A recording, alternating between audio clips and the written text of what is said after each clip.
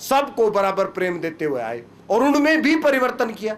दशानन का भाई विभीषण जो था उसमें भी परिवर्तन किया और हद ये कर दी कि विभीषण ने भी सत्संग सुनाना शुरू कर दिया था रामचरितमानस में। अगर आप देखें तो विभीषण ने इतना बढ़िया सत्संग सुनाया है। छोटा सा सत्संग आपके सामने का नमूना रख रहा हूं विभीषण के सत्संग का। विभीषण कहता है, तब लगी कुशल न जीव कहूं। सारे बांदरों के कान खड़े हो गए। भालू देखने लगे, विभीषण जी ये बात बता रहे कि तब तक कुशल न जीव कहूं, कि जीव को तब तक कुशलता नहीं है। इसको कैसे पता चला? ये तो राक्षस का भाई है, इसको कैसे पता चला? क्या फर्क पड़ गया है इसके ऊपर? तो सारे बंदर भालू ने एक स्वर में कहा कि विभीषण जी कब तक? तो उन्होंने कहा, तब तक कुशल न जीव कहूं, सपने लह विश्राम, जब लगी भजत न राम कहूं, शोक धाम तज काम। कहता जब तक वो राम का भजन नहीं करता तब तक उसके शोक का ये जो धाम है, ये संसार, इससे उसकी मुक्ति नहीं हो सकती। यह एक छोटा सा प्रश्न मैं आपके लिए छोड़ के जा रहा हूं इस साबरमती आश्रम में। वो ये प्रश्न छोड़ के जा रहा हूं कि ये जो प्रार्थना आप सब गाते हैं और सब बार बार सुनते हैं, रघुपति राघव राजा राम। रघुपति तो राम रघु के पति कैसे हो गए? रघु तो उनके दादा का भी पिताजी था, तो पति कैसे हो गए? और राघव का अर्थ होता है रघुनंदन, यानी कि रघु के बच्चे के बच्चे के बच्चे के बच्चे बहुत ही ज्यादा नीचे चले गए। तो एक शब्द में कहा रघुपति, दूसरे में कहा राघव, और फिर राजा राम, फिर पतित पावन कह दिया, फिर सीताराम कह दिया। क्या कभी गौर किया कि रघुपति का अर्थ क्या होता है? आज इस सद्भावना रैली में चलते हुए कम से कम 100 आदमियों से मैंने पूछा होगा, भाई आप लोग तो गुजरात के रहने वाले हैं, यहां महात्मा गांधी प्रार्थना करा करते थे, रघुपति का कुछ अर्थ पता है? तो सारे कहते रघुपति, रघुपति भगवान राम को कहते थे। मैंने कहा रघु कौन थे? नहीं पता चला। तो वो ये रघुपति राघव राजा राम ये क्या है? ईश्वर अल्लाह तेरो नाम सबको सन्मति दे भगवान, ये 4 लाइनों में बड़ा गूढ़ रहस्य भरा पड़ा है।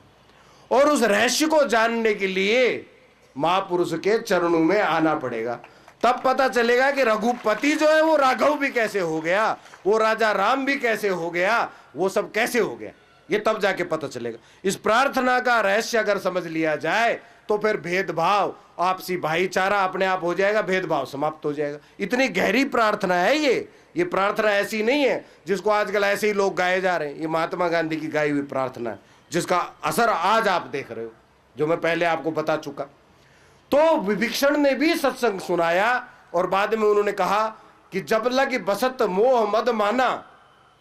ये कब तक मनुष्य के शरीर में रहते हैं? कहते हैं कि जब तक भगवान राम उनके शरीर में हृदय में धनुष बाण लेकर नहीं बैठते। अब लोगों ने, बंदरों ने पूछा धनुष बाण लेके बैठेंगे तो वो तीर की तो वो नोक बड़ी बारीक होती, वो चुभेगी नहीं।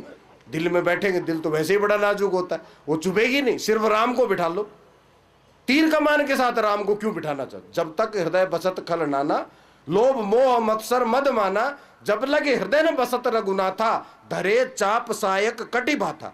सिर्फ रघुनाथ को हृदय में बढ़ाने से काम नहीं चलता। वो तो अक्सर आप लोग जानते हैं कि भक्ति वृंदावन में जाके जवान हो गई थी और ज्ञान वैराग्य रूपी उनके जो बच्चे थे वो बूढ़े के बूढ़े पड़े रहे।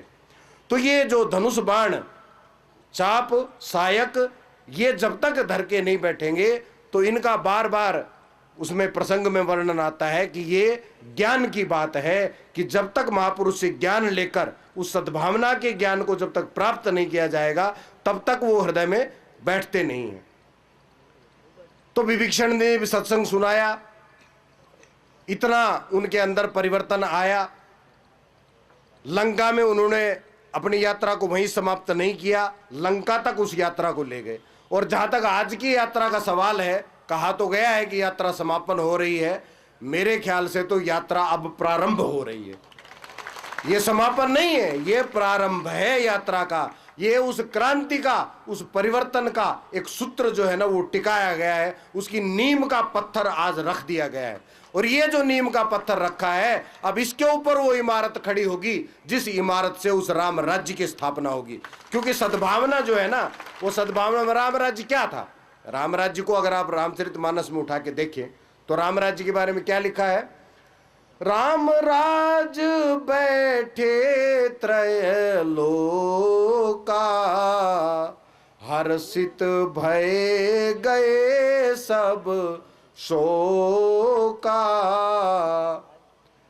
बैर न करे काहू सन कोई, राम प्रताप विषमता खोई।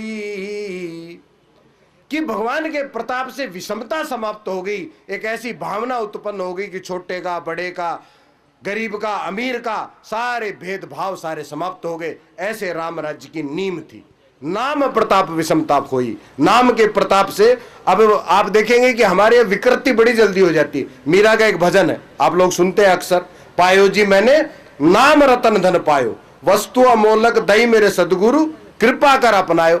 और अब आजकल लोग क्या कहते हैं, मीरा जी ने तो कृष्ण कृष्ण का जाप किया था, मीरा जी ने कृष्ण कृष्ण का जाप किया था, ये सब को कहते हैं ना, कृष्ण का जाप किया था, कृष्ण की भगत थी, सारे जानते ही। पर इस भजन को लोग कैसे गाते हैं? पायो जी मैं तो राम रतन धन पायो, गाते हैं कि नहीं गाते? नाम को राम में शब्द में परिवर्तित कर दिया, यानी कि कंफ्यूजन इतना क्रिएट कर देते हैं। अंतर कोई भी नहीं है राम में और कृष्ण में, किसी में कोई अंतर नहीं, नाम में कोई अंतर नहीं है।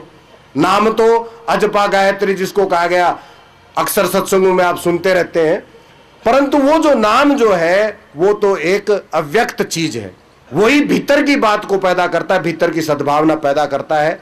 अब क्योंकि ये जो प्रारंभ का जो कार्य था ये अब समाप्त हो गया, तो आज ज्यादा समय ना लेते हुए मैं आपको अंत में, जब सारे काम भगवान ने करके अपनी यात्रा को जब समाप्त किया था रामचरितमानस में, तो रामचरितमानस में जब यात्रा समाप्त की तो पुष्कर विमान में बैठ के सारे बंदर भालू उनके साथ आ गए। कुछ बंदरों की धर्मपत्नियों को सीता जी ने कहा मैं अकेली सबके बीच बैठा मुझे अच्छा नहीं लग रहा, अगर आपकी इजाजत हो तो किष्किंधा पर्वत पर थोड़ा देर पुष्पक विमान को उतार लीजिए और